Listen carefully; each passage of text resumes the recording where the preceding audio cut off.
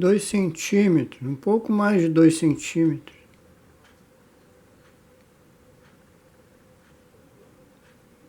2,5 no máximo. Às vezes fica em 3 no máximo. Com a umidade do ar aqui em Porto Alegre tá 100%, né? Parece até que a gente está debaixo d'água. Mesmo a Windsurst, que ela é bastante resistente à umidade, cai o rendimento dela. Faíscas que chegam a no máximo 6 centímetros quando o ar está seco, né? Caem para 2,5, 3 centímetros no máximo, com a umidade máxima do ar. Né? Quando a umidade do ar não é tão alta assim, não chega a 100%, ela ainda mantém o rendimento, consegue boas faíscas. Mas é a máquina que é mais resistente, né, de influência. É mais resistente à umidade do ar. Funcionar sempre tem bons resultados. Se bem que faíscas de 1 centímetro já se pode fazer todo tipo de experiência.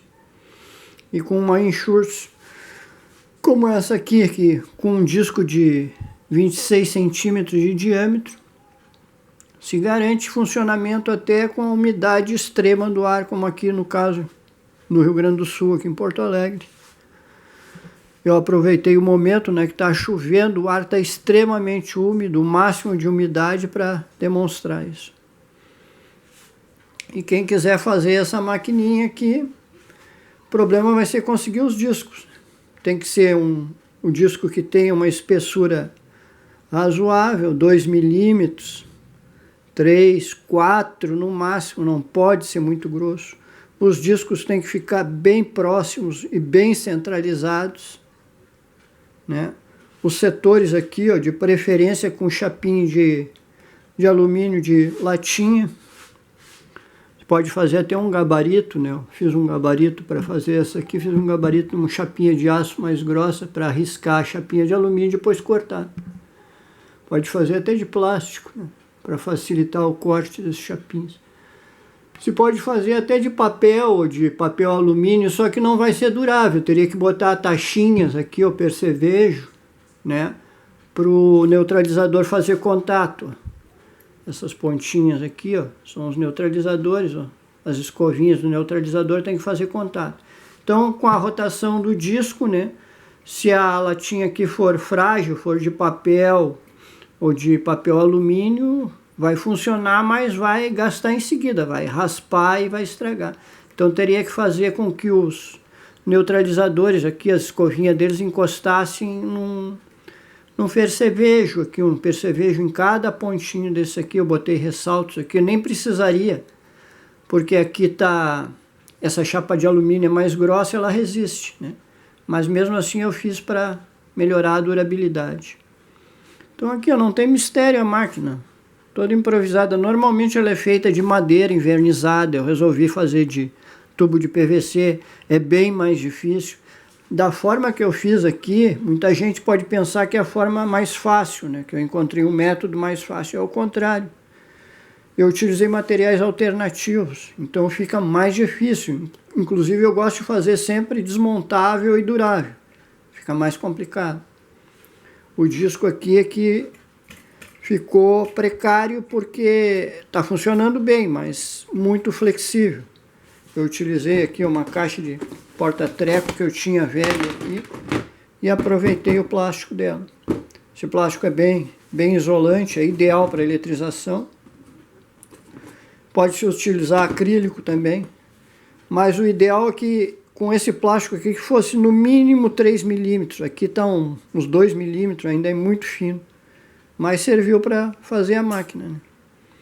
Quem quiser fazer isso vai ter que conseguir o acrílico tem que ser serrado. Se conseguir esse plástico que é mais macio, ele pode ser cortado com tesoura, uma tesoura grande, né? Eu utilizei tesoura para cortar chapa metálica. Ficou bem fácil, porque aqui é fino demais. Né? E ficou difícil de centralizar. Muito difícil. Porque se eles ficarem muito afastados um do outro aqui, não vai funcionar. Tem que ficar bem próximos. Mais próximo possível. Tem gente que faz com discos 5 milímetros de espessura e dá problema. Muito grosso também. Não pode ser muito fino porque fica muito flexível E também não pode ser muito grosso, porque distancia demais os setores. Ó. Os setores de um disco para o outro ficam muito distanciados e não eletrizam. Os setores são colados desse lado e aqui do outro lado. Eu poderia desmontar ela toda, mas o vídeo vai ficar muito longo. Pode saber que aqui ó, são 2 capacitores. Eu já expliquei em um outro vídeo. Ó. Tudo feito com chapinha de alumínio de latinha. Só enrolado em torno do tubo de PVC. E lá por dentro também enrolada e colocada aqui por dentro faz a parte central do capacitor. O resto pode ser feito de madeira envernizada. Discos de plástico.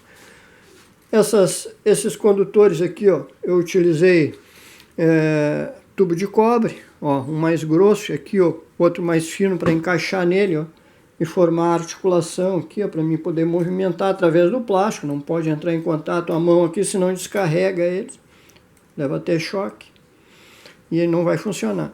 As esferinhas também poderiam ser de madeira, até revestida com alumínio. Só que tudo de madeira revestido com alumínio funcionaria. E uma das correiazinhas aqui, ó, que eu não tinha o que eu precisava, eu mesmo fiz. Cortei com borracha de câmera de bicicleta, colei e fiz uma correiazinha. O resto tudo com material alternativo também, ó. Esse eixo aqui de impressora retirei. Manivela feita com chapa de sucata dobrada. Tudo pode ser feito de madeira aqui. Inclusive, até se quiser fazer o eixo de madeira, pode fazer, sabendo fazer. Mas tem que ter um conhecimento básico, pelo menos, em eletricidade estática.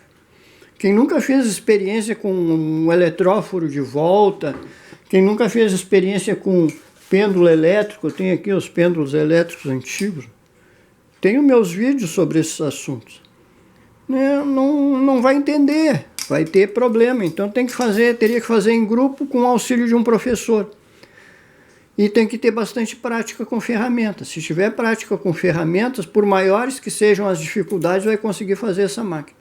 Porque ela é muito fácil de se entender quando a pessoa procura estudar a respeito, né, da eletrização por influência, né, e eletrização por atrito, e entender o processo. Que as máquinas mais antigas eram de atrito. Eu tenho um exemplo, já mostrei em vídeo. Ó, muito ineficiente. Com a umidade do ar que está aqui em Porto Alegre, essa aqui não vai funcionar de jeito nenhum. Teria que ter um disco de no mínimo 50 centímetros para ter algum efeito. Já de influência, como o Schurz, ela vai ter algum resultado, desde que não se faça com discos muito pequenos também, que quando o ar está muito úmido, começa a dar problema também. Pouco, mas dá. Então, para obter um resultado bom mesmo, até em ar bastante úmido, os discos têm que ter pelo menos 25 centímetros de diâmetro. E a espessura que tem aqui uns 3 milímetros de espessura para garantir, né? E pode ser acrílico ou esse plástico dessas caixas aqui mesmo, PVC. Desde que o plástico seja eletrizável, né? Esfrega ele antes, testa antes, nunca se faz isso aqui, ó. Cola os setores antes de montar toda a parte mecânica. Monta toda a parte mecânica, faz os discos girarem corretamente, nas distâncias certinho, tudo bonitinho. Por último, cola os setores. Porque se der erro aqui nos setores, no tirar vai arranhar, vai estragar tudo, pode quebrar até o disco, deformar e vai dar problema. Então fica por último os setores. Esse aqui tem 5 centímetros de comprimento, na parte mais larga tem 15 milímetros, na parte mais estreita 5 milímetros. A distância entre eles aqui eu deixei com 1 centímetro um do outro. E tem 32 setores aqui em torno. É só dividir, fazer um desenho no papel, colocar por trás, o plástico é transparente e ir colando através dele. Mas depois de montar toda a parte mecânica e fazer ela funcionar, a parte mecânica direitinho, né? Bem centralizada. Por último, cola-se os setores. Aí depois os capacitores é só improvisar, pode ser externo até. Para quem conhece o básico de eletricidade estática não vai ter problema. Porque tudo pode ser substituído aqui, ó, essas estruturas, por madeira. Os neutralizadores, desde que se faça um revestimentozinho com alumínio. pode ser até papel alumínio, alumínio de latinha, um condutor de cobre também aqui no lugar. E eles têm que ser ajustáveis, para poder movimentar um para lá, outro para cá. Se girar em sentido contrário, ela não vai funcionar, ela tem um sentido de rotação.